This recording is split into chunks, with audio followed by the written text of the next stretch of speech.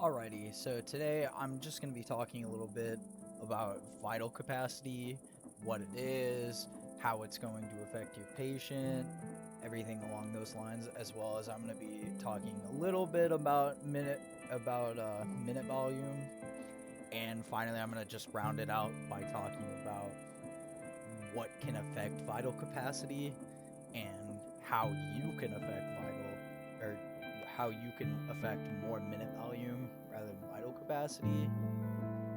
But anyway, let's get started. So vital capacity, I always remember it as just a simple equation. So it's going to be your tidal volume plus your inspiratory reserve plus your expiratory reserve. So those usually have normal values, which I'll put up on the board now. So normal tidal volume is going to be around 500 to 600 milliliters of oxygen or of air, and that's going to be, you would combine that with your inspiratory reserve, which is about 3,000 milliliters, and combine that with your expiratory reserve, which would be about 1,100. So your inspiratory reserve is going to be how deep of a breath you can take in along with that tidal volume.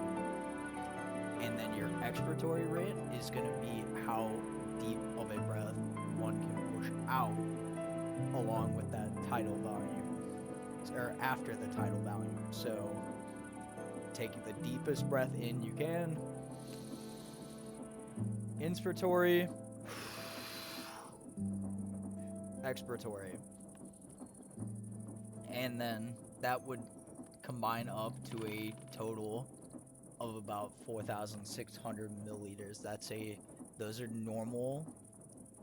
Those are normal values. Someone might have lower, someone might have higher. That's just an average number of what you should expect your patient to be near if their vital capacity is unaffected. So this can lead into looking at your minute value. So your minute value, I remember it as another little equation here. It's going to be that respiratory rate times your vital capacity, or we call it VT. And so that is what you can manipulate as a paramedic, usually by, if you increase either or respiratory rate or vital or tidal volume, you will therefore increase your minute volume. Well, how would you increase respiratory rate? You would use a bag valve mask. You can control the rate and depth of breathing, which would also affect your tidal volume. So if your patient is not breathing enough and they're unconscious, or they're conscious and they are having difficulty controlling their breathing, you can use your bag valve mask to manipulate that respiratory rate to ensure that they're getting a good amount of oxygen to their system. And this all totals out to you effectively controlling your your minute volume, and overall helping your patient. Now, really quickly, I want to round it out by just showing what can kind of affect your vital capacity. So I've listed a couple of things up here. I'll go through them. So aging is a big one when it comes to affecting your vital capacity, because your lungs get less elastic as you get older.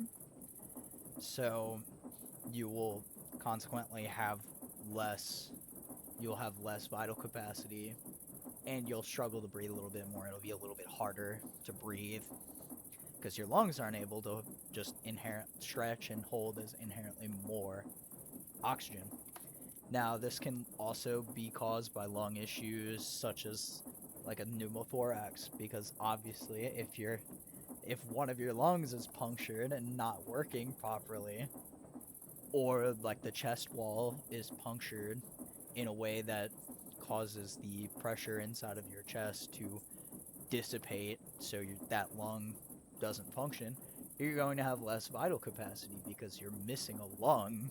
So you're not going to be able to hold as much air. You're not going to be able to get as much oxygen. Same thing with diaphragm issues. So if you have a patient with a spinal injury who gets a paralyzed diaphragm or something along those lines that causes the diaphragm to not be able to function properly,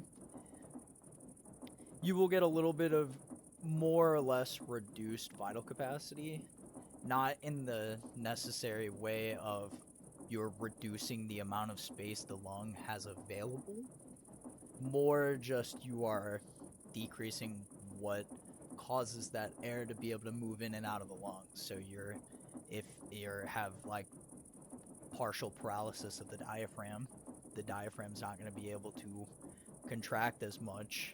Therefore, you're not going to be able to pull in as much air. So your inspiratory reserve volume would decrease. And finally, pulmonary fibrosis. Now, the main reason you'll see pulmonary fibrosis, which is the scarring of the lung tissue and subsequent loss of elasticity, the main reason you would probably see that in the field would be exposure to toxins such as asbestos, or like with your coal miners, things like that. Now we're pretty good in modern day about keeping workers like that safe, but you'll never know what you'll see out there. So keep an eye out for that. Usually you'll see that same kind of signs as aging. You'll have that, like, it'll be more difficult to breathe. You'll get less chest rise and fall whenever you're looking at your patient. You'll notice that they're kind of taking shorter breaths, that their chest also isn't expanding and contracting as far. Well, that was a short little lesson, but I feel like it's about time to wrap it up. Thank you again, and glad to be here.